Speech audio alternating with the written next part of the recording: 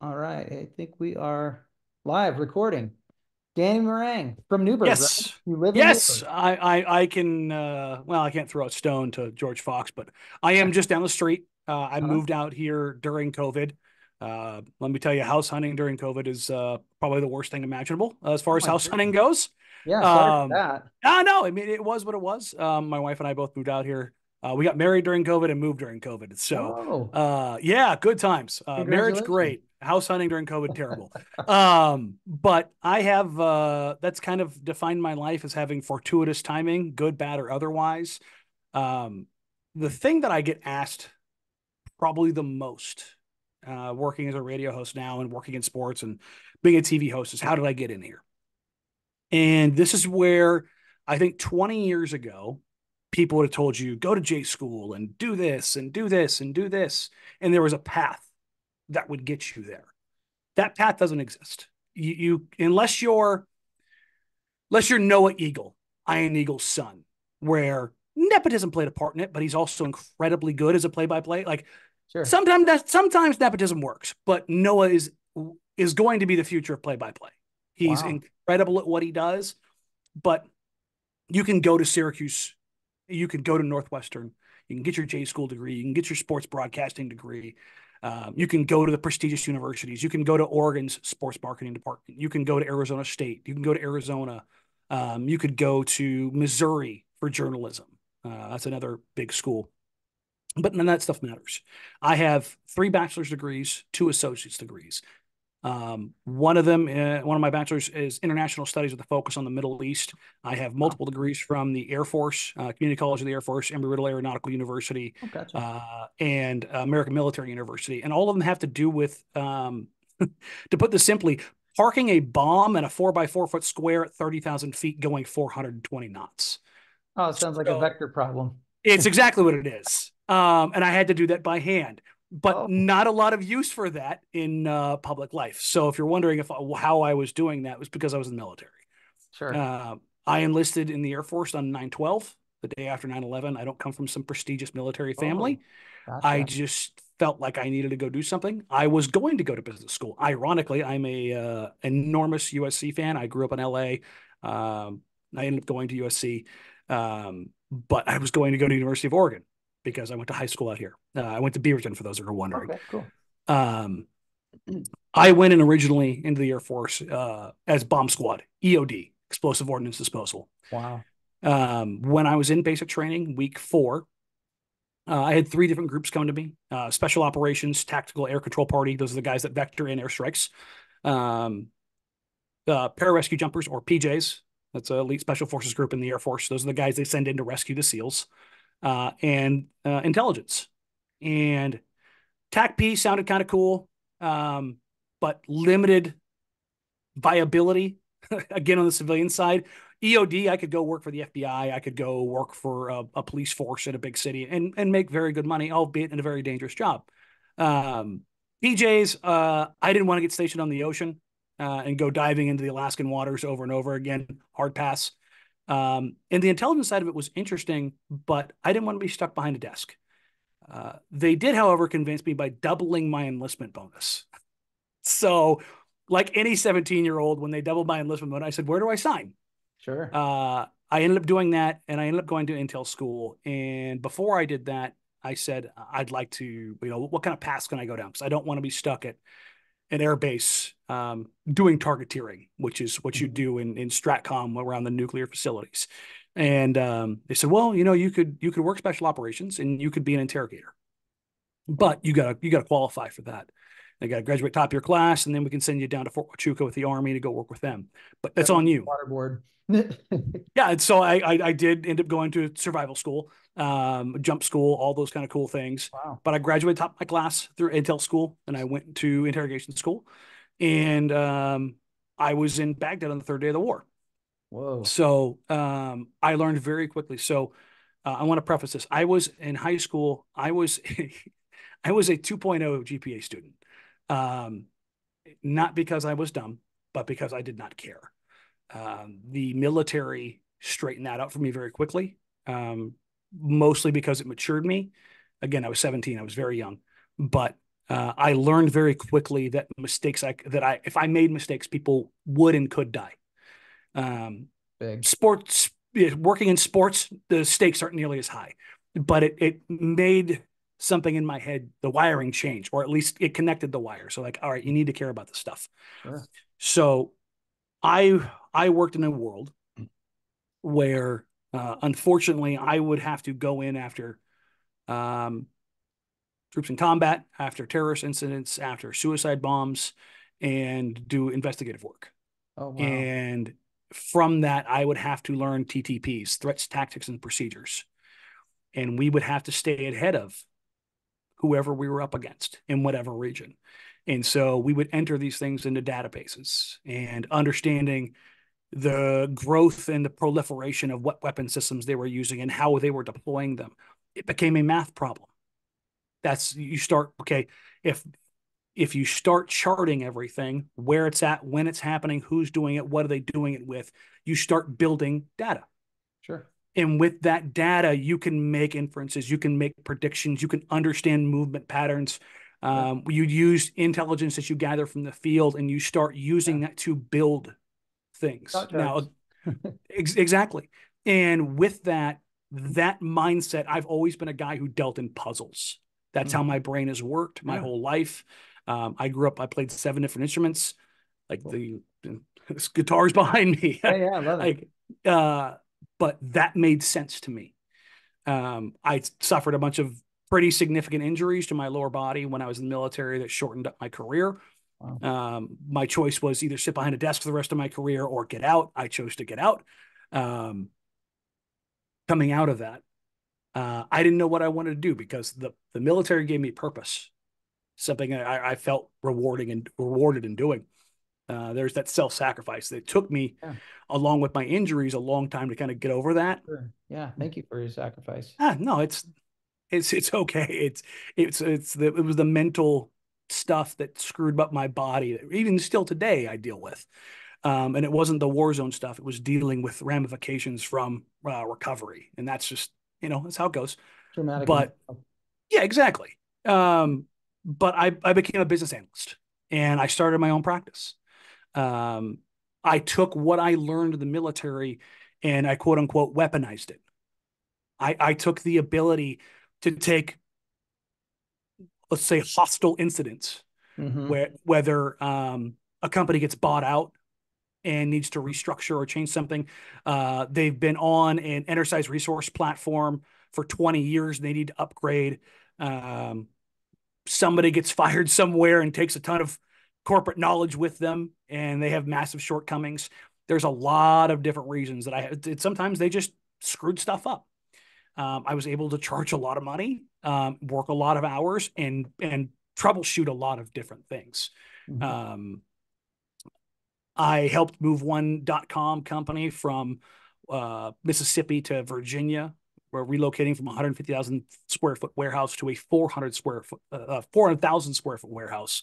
I was putting in probably 20,000 steps a day. Wow. Pretty easy to do in a building that big. Yeah. Uh, we got a golf cart, I think, about week 5 when we were out there. But this company sold dirt bike gear.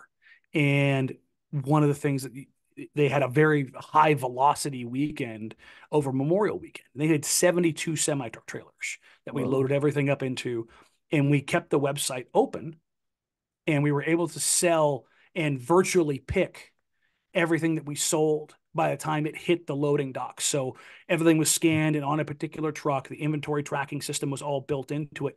We would, as soon as it was delivered, we would scan it into the fake system Mm-hmm. and then pick it and ship it Wow. immediately. And anything else that hadn't been already purchased would go into the 4-story pick module that was on Mhm. site.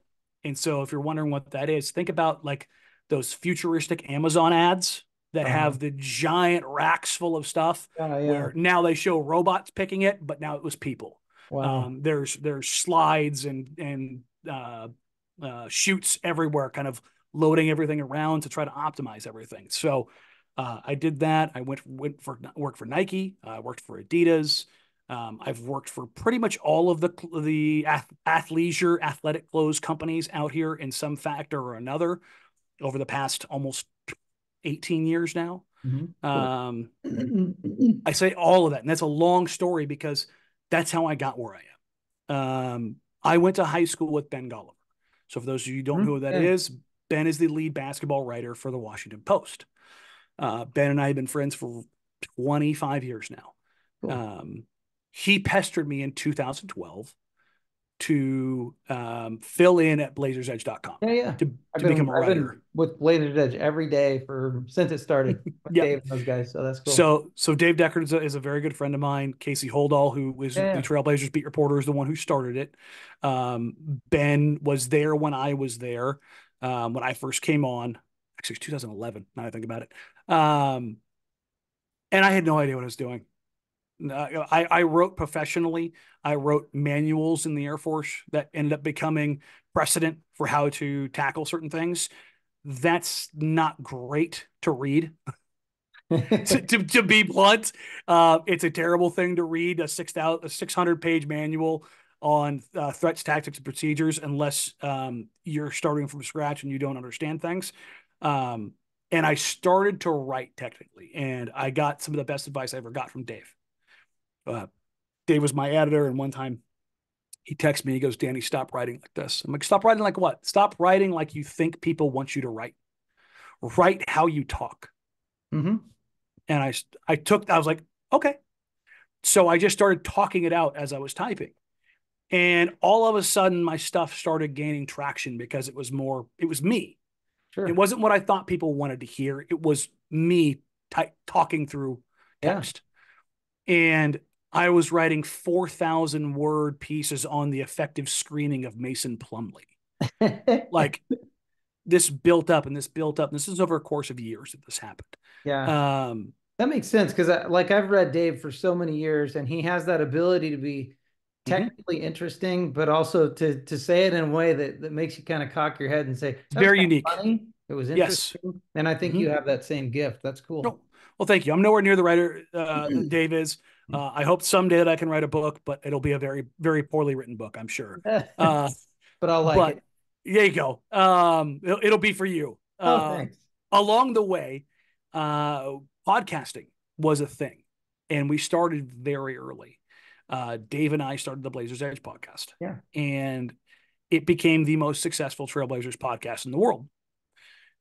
From that, again, we're fast forwarding through years here. So I wrote hundreds, if not thousands, of articles for Blazers Edge. Yeah. I did hundreds, if not 1,000 plus podcasts with Blazers Edge.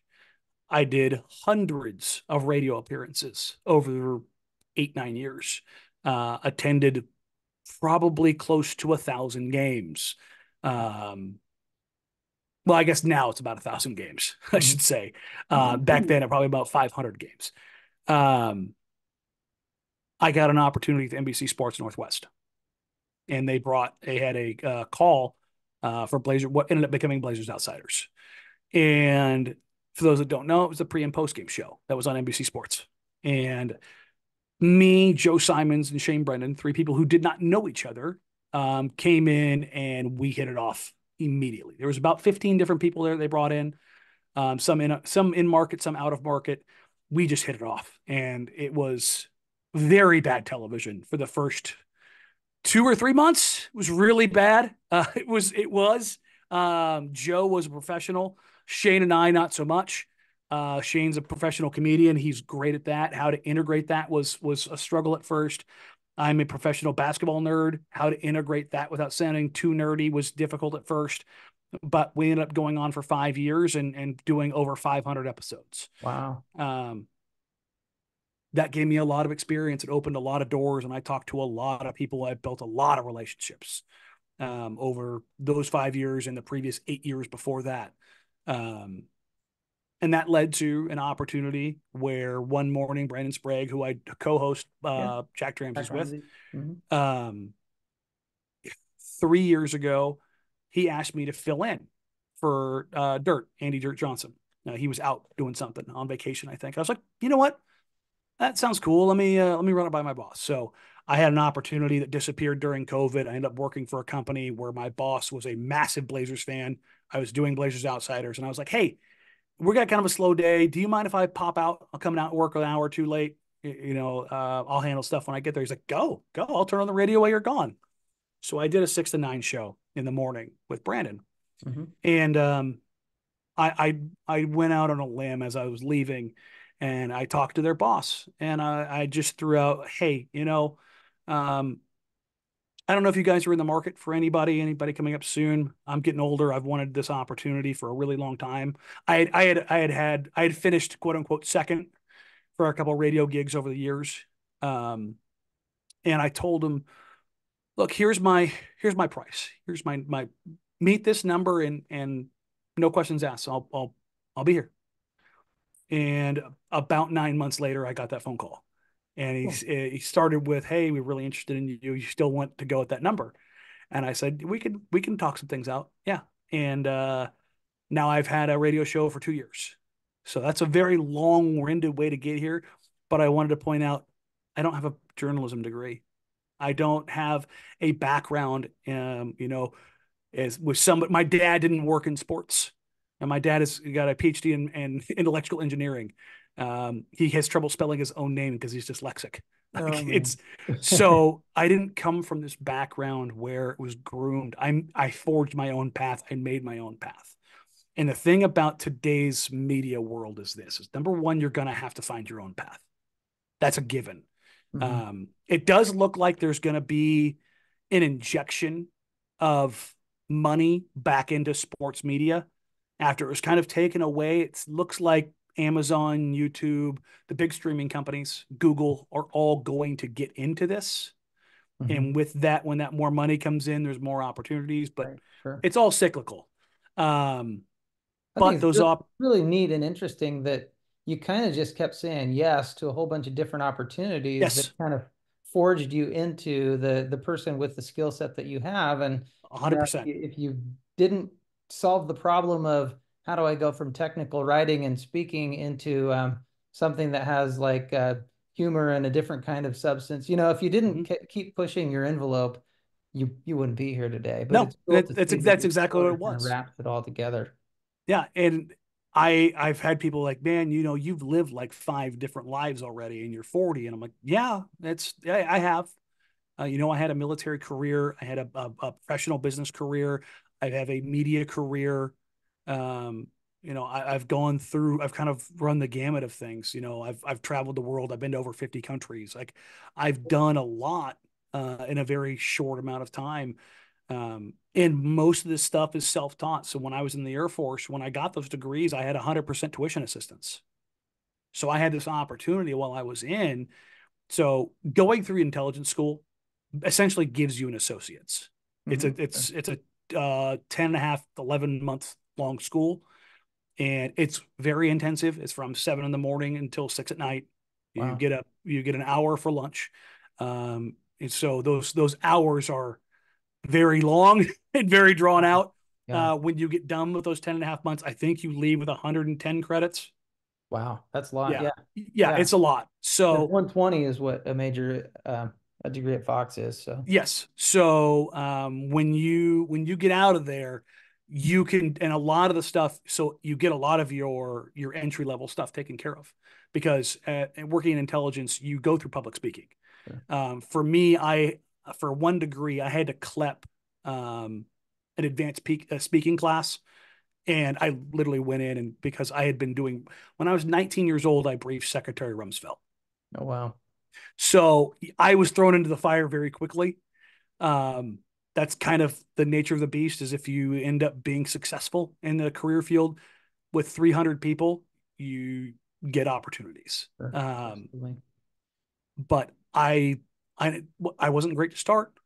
I had to learn how to find my own pace, find my own style. Again, different, but effective nonetheless in that vein.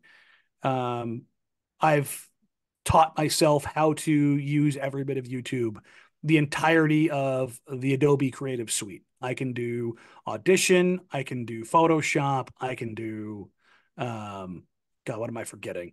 I'm forgetting something. After Effects, Premiere Pro. I can Wow, Acrobat. You name it, I can run it. that's And cool. for everybody that's in college now, if you aren't using YouTube University, you're failing yourself. It's amazing. It's You can learn and do anything. whatever you want to do. Like, if you say, "Oh, I want to work in in media, and I really like to do some I really want to have some cool motion graphics," go to YouTube. Yeah, Go. Hell, you're a student. You can get Adobe Creative Studio, I believe, for free as long as you have an edu email address. Go learn how to use it. that's If you aren't going to use it in the career that you're in right now, you're going to use it in something else. right. That's one of the most prolific tools in the entire workforce right now. Outside, it's Excel and then probably Adobe Creative Suite. Those are probably the two things that I use on a daily basis.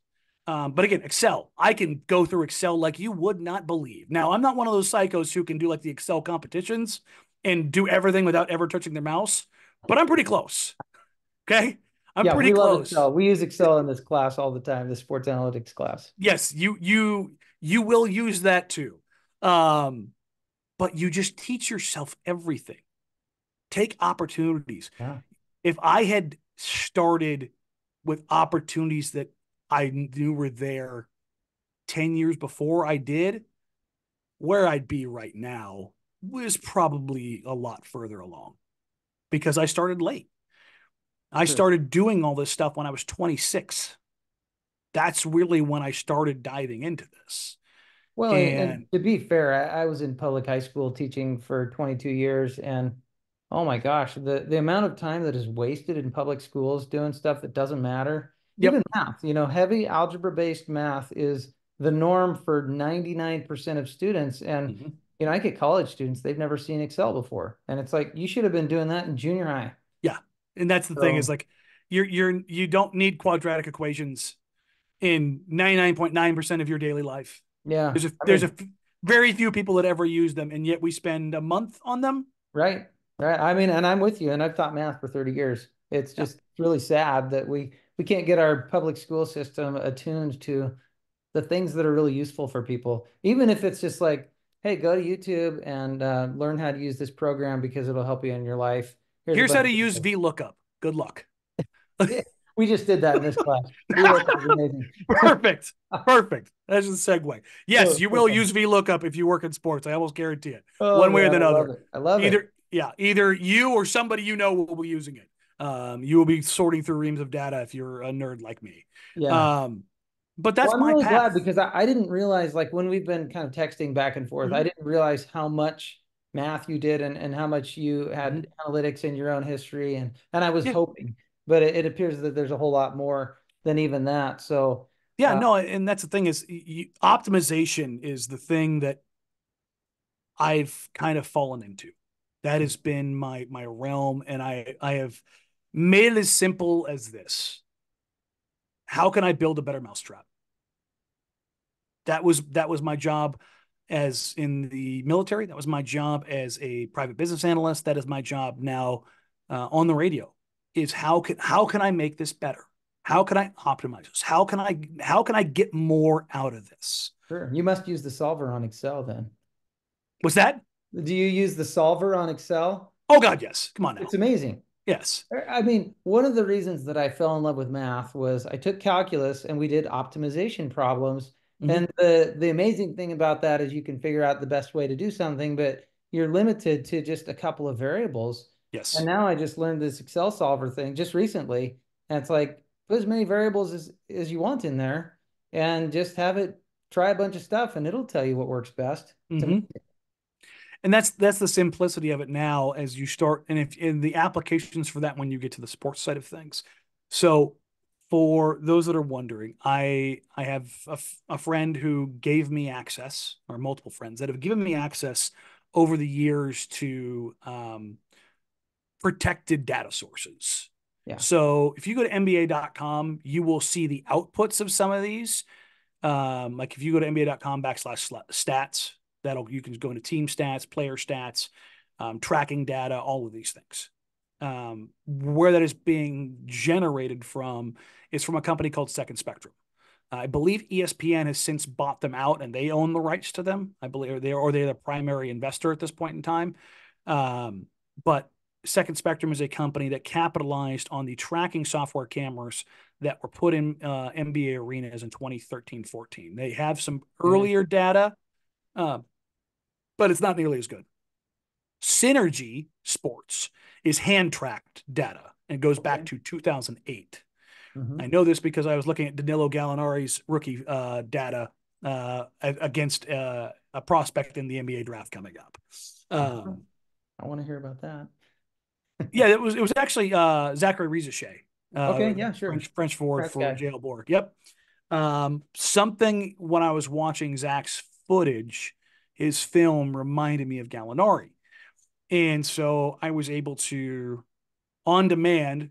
So I've got Rizachet's profile up. I could pull up Gallinari's and I go, let's go back to 2008. Let's go back to his rookie year.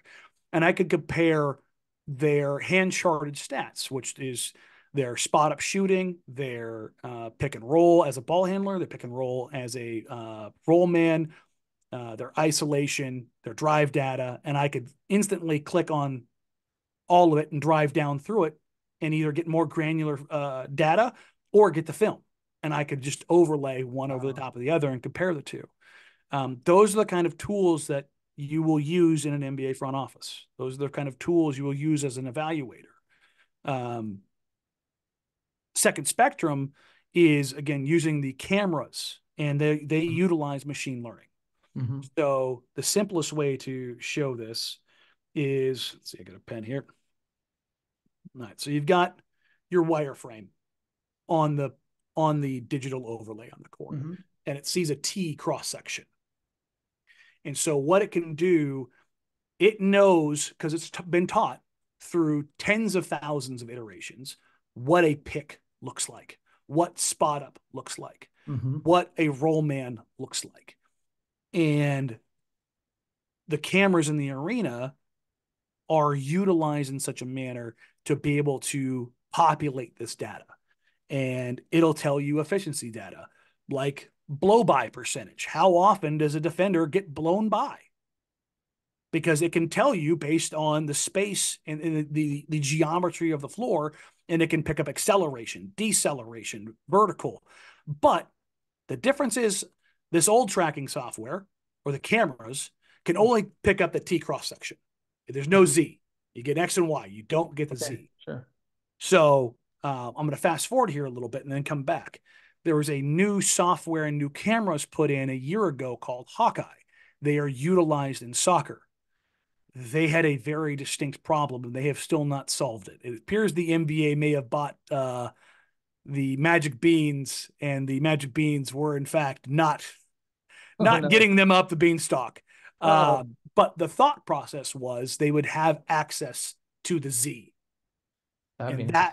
that would be a huge, huge, Sure. huge step forward.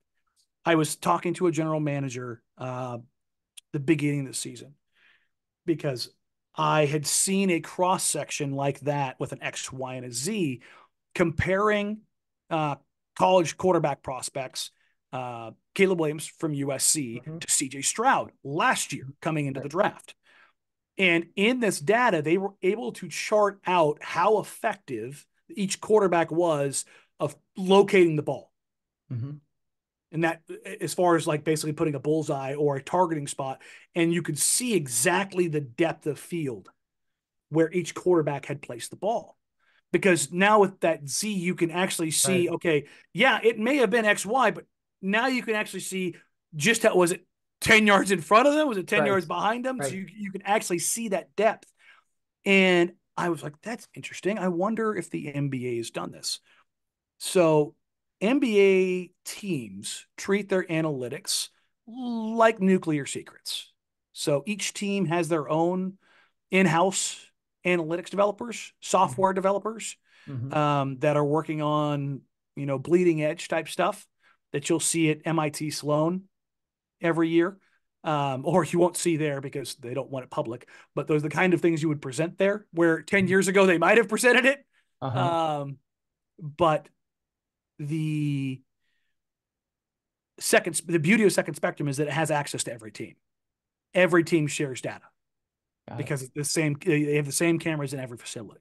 Hmm. So you get this just absolutely enormous amount of data. And again, the same thing, you can take the analytics. I can take a look at, let's see, let's pull up an actual one while I'm talking. It makes it so much easier. So I can take a look at, um, if I want to, let's drive down. I can take a look at drive data and I can go drive by ball handler. And in that, I can see drives per 100 possessions. I can see direct drive. I can see points per chance. I can see points per direct. I can drive down further and I can go indirect drives. And inside indirect drives, I can see totals per games, per 100s, per 100 possessions, per 36, per 48. I can go into blow by percentage. I can mark whether or not a help defender is present. Um, Jeez. I could go an effective field goal percentage, and then they have their own individual metrics, their quality of shot quality, their shot probability, their shot index, their shot making probability, and there's all of those things are all generated over 11 years worth of data. So let's take Trailblazers legend Damian Lillard. Okay, he has got 40,000 pick and rolls in his career, give or take. And remember, not every single pick and roll turns into a shot, but it counts it nonetheless. Right. So it knows the angles that he likes it at. It knows how tight he'll come off them. He knows what it would look like for the average player coming off this exact same look based on all the other data. Sure. And then there's that shot quality for Damian Lillard. So what you end up coming up with is essentially these divergent traits where for Damian Lillard, the shot quality, let's go here. I'll pull up the shot quality real quick. Somebody like Trace Jackson Davis, a rookie for Golden State, whose sole purpose in life is basically to finish shots around the rim. He's going to consistently have a very, very, very high shot quality. It comes from a quotient. Hmm. Then there's guys that you flip it on the other side of this, and you've got guys who are trying to generate shots regularly who are going to have a very low shot quality. What you can also see from this is whether or not guys are successful or the expected shot quality or shot um, improvement. So let's take Luka Doncic. His shot quality is in the 7th percentile in the entire NBA, which means it's about as bad as it gets. He's taking incredibly difficult shots all That's of the time. impressive. Yes. His shot above expectation is in the 94th percentile. Wow. So that inverse relationship is not supposed to happen. Right, right, If your shot quality is down, your shot index is also supposed right, to be terrible. That shows you how great he is. right, right. If I sort this by guys who are doing this with the worst shot quality, or let's go by shots attempted. So Luka currently leads the league in shots attempted, followed by Shea Gilgeous-Alexander and then Anthony Edwards. Mm-hmm. They are in the 94th, 93rd, and 74th percentile accordingly. Wow. That matches the eye test, That's right? Let's amazing. How Jalen Brunson is Jeremy's probably pretty good in there, right? I mean, who? Jeremy Jeremy? Grant, He is in the 85th pretty good. percentile. Yeah. Yes. So, and that can inform so much of what you're doing, right? So then you're Well, you're okay with those guys taking what seem to be badish shots because they're just good at it. because in a 100 possession game, which is on average a night, Mm-hmm. it's going to happen. Somebody has to eat possessions, and you want somebody who's very good to be willing and able and capable, because willing alone is difficult. It genuinely is. And people think, oh, you're in the NBA, so you're willing to get shots up. No, they're not. There's plenty of guys who are terrified to get shots up. Now, number two, being capable, being able to create shots in the NBA. I don't know if Sure. any of you have ever sat courtside at an NBA game and seen just how big and fast and strong and long these humans are. They're a different breed of human. Yeah. You have approximately zero point 0.6 seconds to get a shot off in the NBA. It's just insane. They're gladiators. And everyone's 6'9". It's terrifying. It's the most insane thing. I'm numb to it. because I'm around these guys all the time. I'm around people who are 7 foot tall regularly. Yeah, It's a yeah. very strange thing. Um, but this ability to do this, and in case you're wondering, 98th percentile is Kevin Durant as He's far pretty as the good. He's all shooting right, above yeah. expectation. And he is in the 4th percentile for the Inter- shot quality. Oh my goodness. Yeah. Wow. He's a legend. Yes. Oh, And so tell me that's why this. he's the best scorer of all time. Yeah, incredible. This brings a question to mind, and that is, you've got this really ridiculously vast amount of data Mm-hmm. that can be aggregated and rearranged and metrics calculated from in so many different ways, but it actually has to inform the players at some point. Um, Yes. how and who sifts that all and hands it to Mm-hmm. the next layer, who hands it to the next layer? Presumably, it ends up in the coach's hands and then the player's hands. And I mean, what is it? You're telling us what it looks like at this end where the video cameras are doing something and the computers are calculating data from the video. Um, it can't look that way to the user, right? Which is the player. It actually does. So this the exact same thing I'm using. It's the exact same program the And NBA they uses. see it and they see it that way, and they're Yes. trained to interpret it, and it Yes. informs their decision making. And I'm not going to name the players, but I have worked with players directly off the record to help them better understand analytics. Well, yeah, because I teach math at the university, and this stuff is complicated. And I know some of Mhm. these guys, they're not math majors. I have worked with probably a half a dozen NBA trainers. I have worked with a ton of assistant coaches. I have worked with 20, 25 players over the years to help them understand, because a lot of it comes from relationship building. And then they Sure, trust me and okay, look, I'm not here to screw you over. Like, if you have a question, ask me. I will help you understand this better and why the coaches are telling you X, Y, and Z. Because to be fair, a lot of these guys are young and they're afraid to go ask their coach because they don't want to look dumb. sure. So Jacob Llewellyn is the analytics coach with the Trailblazers. Hmm. Um, he was a video scout at Draft Express. Before that, he worked with Mike Schmitz, the assistant general Hmm. manager for the Yeah. Trailblazers now. But also, he worked as the program manager, I believe, for Indiana University or Indiana University. It's not University of Indiana. I got to make sure. Um, but also the assistant coaches. If you ever come to a Trailblazers game in the door and you get there early and you see the coaches sitting in the seats or on the bench with a laptop, they are going through the exact same thing that I am right now, or they're using their own in-house version. So there's a couple of different processes to this. They have Jacob, who's an analytics coach. They have their own analytics folks behind the scenes working on their own black box stuff. Hmm. They have tracking software that they use. You've seen in soccer the guys wearing what look like sports bras. That's the Catapult software. That's very prevalent around the NBA that Wow. tracks motion data. The Trailblazers use one that clips in the back of their shorts. There's the NOAA, NOAH Yeah. tracking Yeah. software that is used at the Portland Trailblazers facility that tracks every single player's shot at all times. Every single shot they take in that gym, it is tracked. It will, Wow. and in that tracking, it tells you trajectory, spin rate, launch angle, everything, and it Wow. will tell you who's the most consistent. Chris Murray, because he told me this. Yeah. He was very proud of it. I'm the most consistent in the gym. I just need to make sure I get it from the practice facility to the court because he's been struggling So on his he's going to above be a market shooter. threes. Well, he's shooting 45%, I believe, on corner threes. And last I checked, he was a 19% on above the break threes. And that's more of a mental hurdle for him. But Interesting. understanding that matters, because here's the thing that can happen. You want to blow this thing apart. Okay, the coaches know he can shoot. He knows he can shoot. Everyone in the gym knows he can shoot. He can shoot from the corners. Absolutely. Why can't he shoot above the break? Well, it's further away. Maybe it has to do with his launch angle. Well, they can take a look at the data and his jump shot data and go, no, that's not it. Like, he's got enough strength. He's got enough dip. He's fine.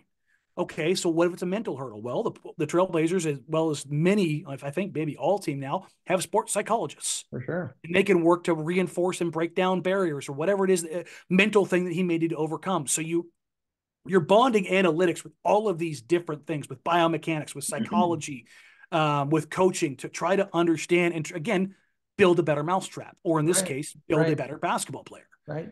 Um, and even coaches who quote unquote don't believe in analytics, they do. Right. They just don't like the way it's presented 99% of the time. Chauncey Billups is not a huge analytics guy in the sense of like he's not at the forefront of like nerd basketball, Hmm. but he understands the value of points per possession. He understands the Right. value of offensive rebounding. The Blazers have been one of the teams that you're seeing a change in the NBA where for probably 5 to 7 years, offensive rebounding was a no go because teams wanted to get back defensively and not allow transition opportunities because transition opportunities were the highest scoring opportunities in the NBA. Right. Well, it turned out getting secondary chances was more valuable than stopping transition. The math. Mhm. Yeah. Expected values, risk analysis. Yep. Exactly. And actually, there's been a pretty significant change in the growth, the proliferation of the 3 point shot. Hmm. According to a couple researchers at a paper presented at Sloan just a month ago, we have reached the apex of 3 point shooting. I just heard that. I want you to talk about that. That's Yes, pretty for cool. for the first time in a decade, the average 2 point shot is worth more than the average value of a 3 point shot. And why does this matter? And this is the reason why you had the 3 point explosion is very simple. Three is worth 50% more than two. That's big. It's very simple math. And the expected value of a 3 point shot on an average 36% shooter clears the threshold of a 50% shooter on twos. Absolutely.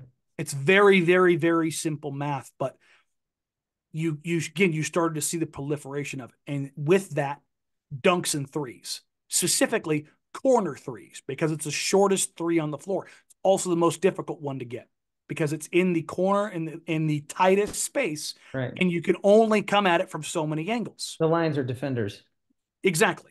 And that in itself becomes a math problem. So, how do you generate more corner threes? You drive more. What happens if you drive more? You collapse defenses.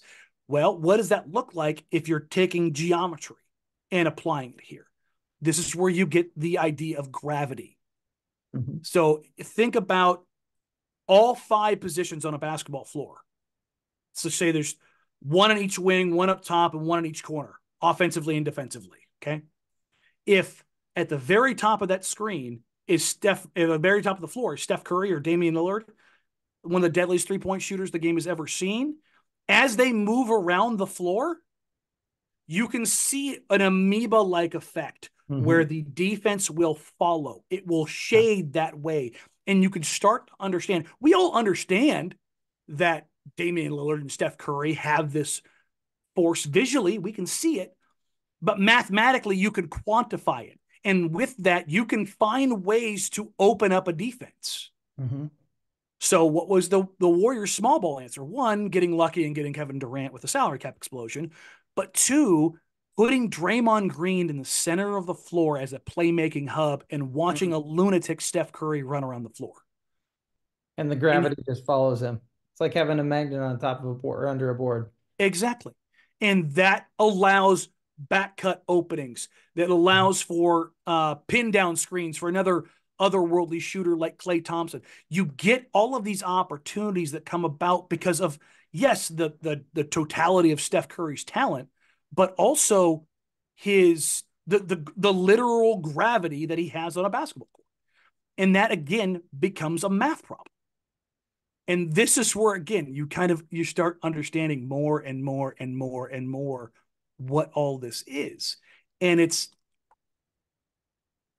if you explain it into terms that people that say they don't like analytics, oh, that guy's a hooper, look how many eyes he draws, as opposed to look at the how much he is able to pull the defense away from the X line. Like, he doesn't care. Right, right. What does that mean? What does that mean to me? But that's where over the years I found my successes, being able to relay information Yeah. from the analytics world in a way and convey it in a message that whether it's C-suite executives or basketball coaches or players understood. Yeah, because if you can't get it to them in a It way that doesn't they matter. understand, it doesn't matter at all. It's not valuable information. Right. They don't they They want to know things that will help them. They Yeah, all do, even the most stubborn ones. But you have to present it in a way that they understand and that has value. for sure. And that is such a huge part of this. And so you see the discourse, as it were, on social media about analytics regularly. And I just sit there and I just shrug my shoulders. I'm like, I don't know, man. It's made me a lot of money over the years. And, you know, Well, and you've but developed a lot of relationships too, because when you help someone that has a need, if that need is their livelihood, they want to become a good NBA player, and somebody says, "Hey, you know what? I can help you understand these numbers in a way that causes your game to get better." You've served them in their need. They mhm, trust you. You have a relationship with them, and not only is it better for the organization, it makes your life richer. It makes your life yeah. better. You got people in it that you care about that care about you. So, and yes, on that line, I've worked with trainers who go, okay, I've got player X who the team says he needs to work on Y. I know how to make him better at that. What is the end goal value of this? What's they need this player to be able to shoot better at the rim, or they need them to drive more, or they need to have a better handle so they can get to the rim because they need to generate more free throws.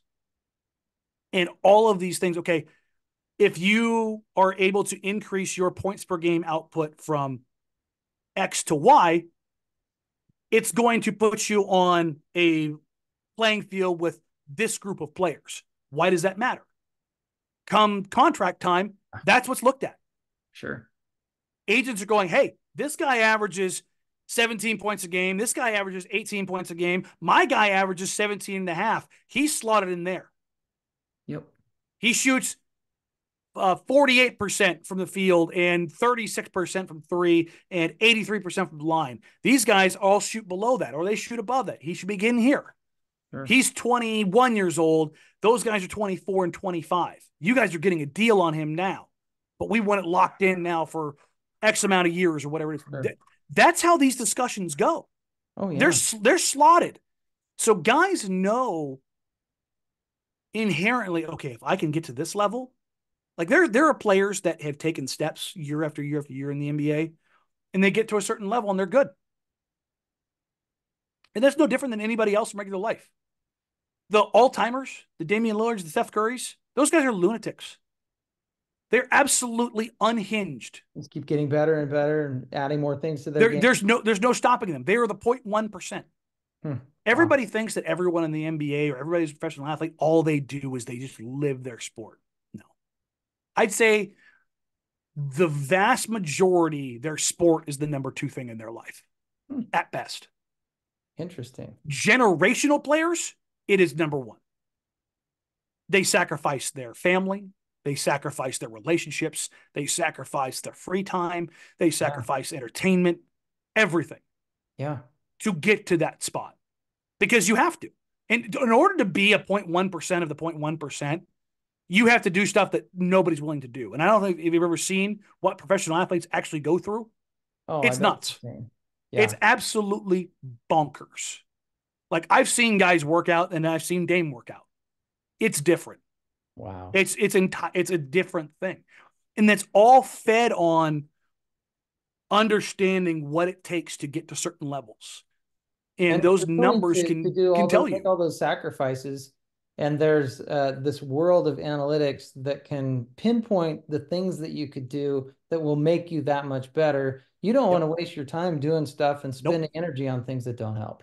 Nope. And that's why you'll hear something as simple as guys get paid tens of millions of dollars to stop guys who make $25 million. It's a reality. How many defenders in the NBA are making max contract money? How many guys in the NBA who could score like crazy are making max contract money? Because the expected value of offense right now is higher than the expected value of defense. The Right. ability to affect one over the other. Because defense is more of a team concept, and while offense is a team concept, it can still be driven significantly more individually. Sure. Like we were talking about with Luka. There's nobody who's in the 94th percentile defensively who's able to impact a team down to the seventh uh, percentile by themselves. Sure. Sure. Now, Rudy Gobert can do that at the rim. Victor Wembanyama might be a guy who can do that around the Right. floor because Right. he's a freak. Right. But that's the kind of stuff that takes place on a team level. Sure. But even when I'm not working with that stuff, I will work with my own kind of sets of data. I Mhm. will take a look at um, passing trees early in the season before Shaden Sharp got hurt. I was using on my Patreon. I had I think it was about a 5 or 7 game run before the injuries started to pile up. Shaden Sharp was working as a primary ball handler with Yep. DeAndre Ayton, and I was charting the start point and the finish point of every single Shaden Sharp pass in a DeAndre Ayton pick and roll. And what I got was this readout that showed, okay, there's not a lot of progressive passes, penetrating passes. There's a Mhm. lot of sideways, 45, Mhm. 90-degree passes. Mhm. And it was a lack of aggressiveness in passing. And as he got more comfortable, more passes started popping up that were more aggressive. Mhm. And unfortunately, the injury popped up for him. That's too But bad. you started to see these patterns change over time. And you can sit there and say, contextually, well, I think Shaden Sharp's passing better, but what if I can actually show you he's making more valuable and more progressive passing? Right. And this is to get all the way back to those cameras that I was talking about earlier, right? Yeah. So I was talking to a general manager about that cross section with quarterbacks and where the ball ended up. And I went, I think we all know who the best passers are in the NBA, but can we quantify it? There's a story about Steve Nash that I'll always remember because always thought this was very interesting. I would say probably 12 years ago, somebody told me this. Steve Nash, whenever he got a new teammate, would go out on the floor and warm up with them. And he'd just pass them the ball and see where they caught the ball Mm. to get into their shot. And then he would ask them, hey, where do you want the ball? And they'd tell him, oh, I like it here. And then he'd give him the ball there. And if he was thinking about it, he'd go, well, have you tried this? What if I put it here? And it Wow. optimized getting guys into their shooting pocket or Wow. into their dip quicker. Like Wow. he knew guys intrinsically better than they knew themselves. Yeah. He's He's like, a hey, I know savant. you like yes. Hey, I know you like it here, but what if I can Yeah. optimize your shooting motion, get you into things quicker? So instead, like if somebody likes to um, grab the ball on their left hand side to get into their shot, but if you're just watching, why does Nash always throw across his body into his left hand? Well, maybe because that's where he wants the ball. Right. Or maybe it optimizes the shot. Some guys getting here, or if you want to get further, trying to find the laces. Some guys will throw the pass so that the laces land right. Like that's how deep this stuff can get. But the whole idea of this Hawkeye tracking system that got put in, the idea was maybe we can actually tell now who were the most accurate passers in the NBA, who makes passes uh, on the drive right-handed to the left corner most accurately, left-handed to the right corner. Who makes passes in the air the best? Who makes passes in the air most accurately? Who sets guys up for success beyond that? Because Mm-hmm. we don't have the ability to track all that stuff now. But what we can do is in that tracking, if I go to Second Spectrum, I can look at passing and I can pull up, I can change the filters and I can target where the passer is on the floor. So if I wanted to see passer location specific, I have a little map of the floor. You've got your paint, your half circle, the top of the free throw line, and then various zones that are symmetrical on each side of the floor. I can click and highlight those zones, and then I can put receiver location. So if I want to see players that are creating the pass from in the paint out back to the 3 point line, Mm-hmm. that lead to a shot. I can mark all of those things. Wow. And then I can call up the video correspondingly. So again, analytics of it may not matter, But if I want to say Ben Simmons was one of the best at this, as much as he's been injured and memed and everything else, 6'10", the ability to get downhill into the paint and see everything with these massive baseball mitt hands and savant-like passing ability. Mm-hmm. Right hand, left hand, ambidextrously, did not need to go two hands, hook pass, did not matter. Wow. And so you could sit here and go, okay, these are the players that we've seen. Here's where, percent completed and how many were turned over, blah, blah. But you could also call it video and see just how effective guys were doing it. And it was a shortcoming of Damian Lillard. Hmm. Damian Lillard was not great at getting into the paint and spraying all over to the floor. Now, he was good at usually getting to the opposite corner, but not necessarily looking back or keeping his Mm-hmm. dribble alive. Mm-hmm. And I asked him about this one game. And I go, why don't you ever keep your dribble alive and make that hook pass back to the corner? And he goes, it's not that I can't do it. It's that the team needs me to put more pressure on the rim. Hmm. And I know that if I pick up my dribble, defenders are going to collapse. Mm-hmm. And then I have a choice once I get in the air to make the pass then or to finish at the rim. And I was like, you can just flip that switch just like that. He goes, watch. The Huh. next game, the next game, he keeps his dribble alive, rips a left-handed pass or from the baseline back to the opposite side wing for a three. I walk in the locker room. First thing he says, throws his hands up, and goes, "See, Oh man, he showed you some love there. the Dame is a savant. This is what I'm talking about. But like, this is the kind of thing where I made an assumption that he's not good at this, Uh-huh. And he's already thought about it. and he's like we ended up talking about it. He goes, it's not the thing that I'm best at, but I can go to it whenever I want. I can keep my dribble alive whenever I want, Yeah. but that's not the thing that we need to do to maximize my gravity. Wow. I need to be in the paint.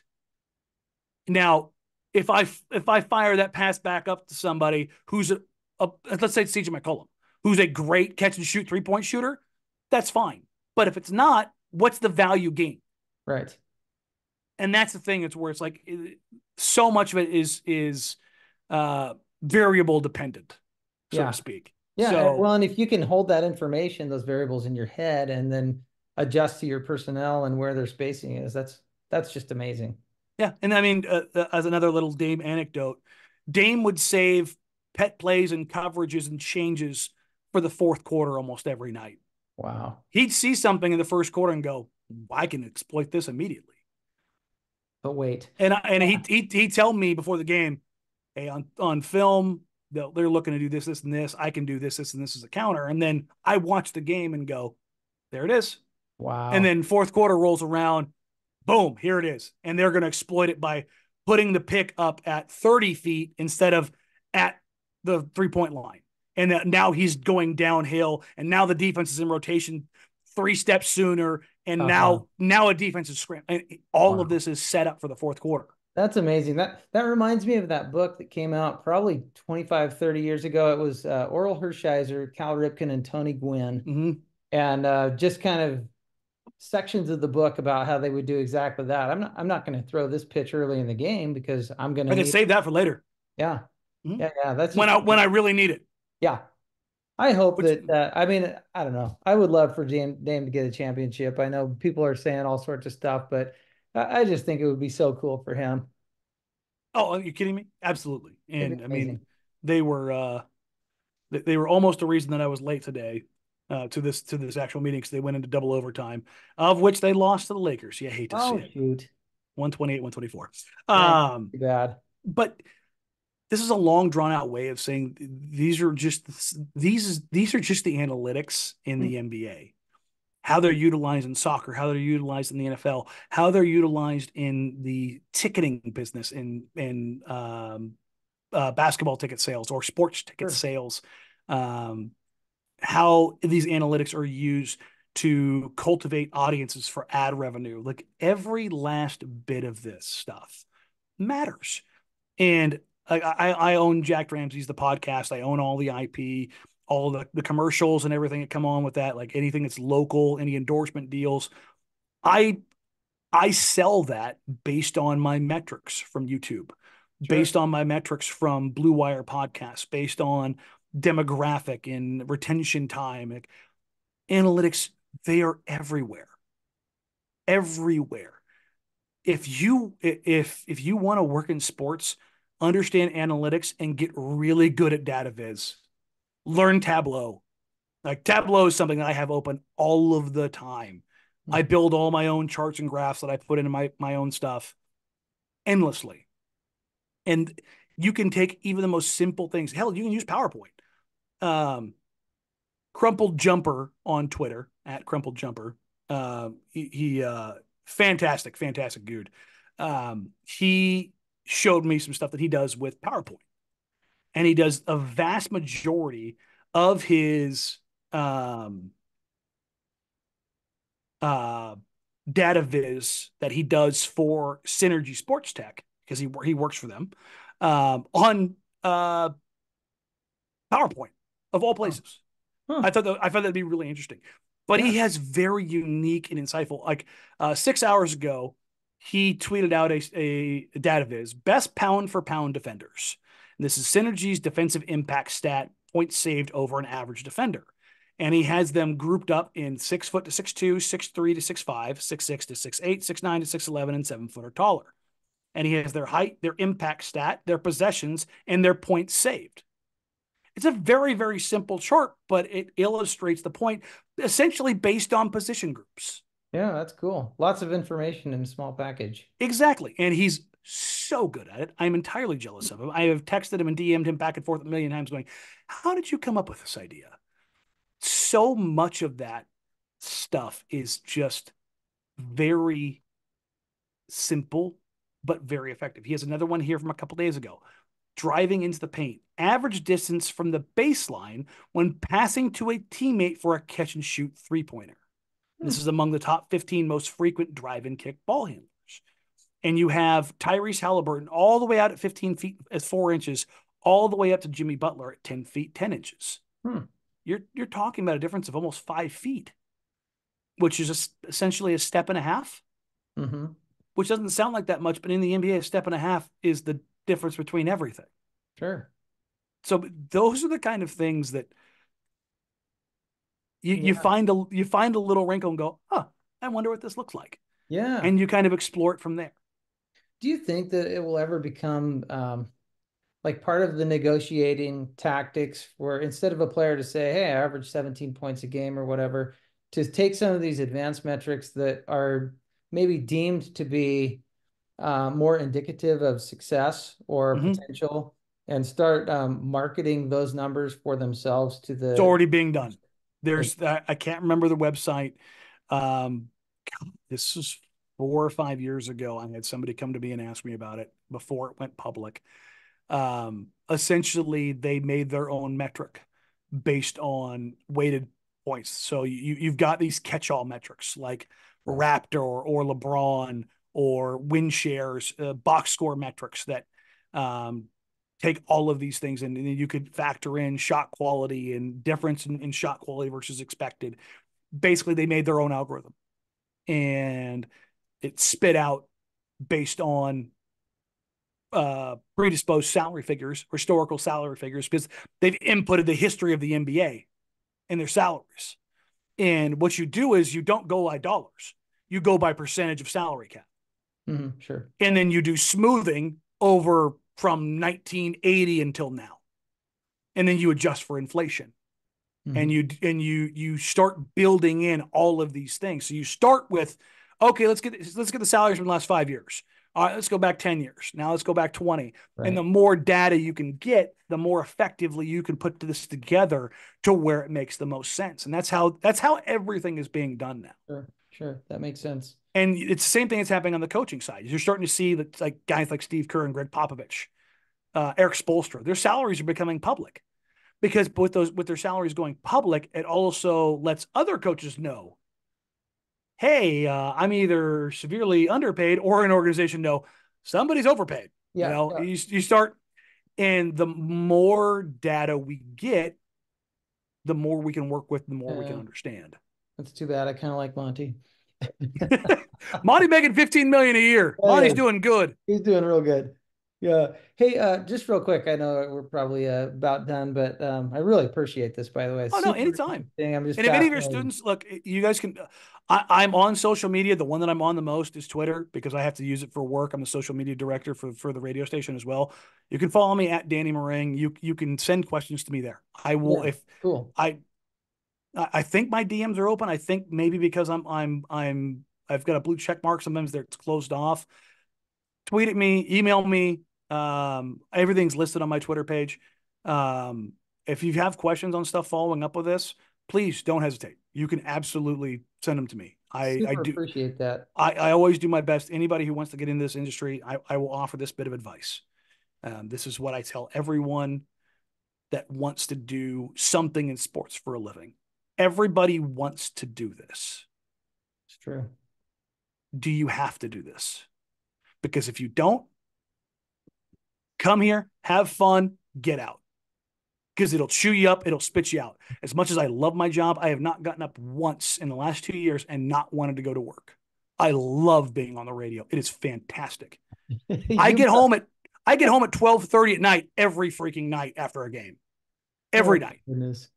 After spending 3 hours talking and being energetic and locked in all day. And then I go to a basketball game at 3 o'clock, 3:15 until 11:30. What does your wife say?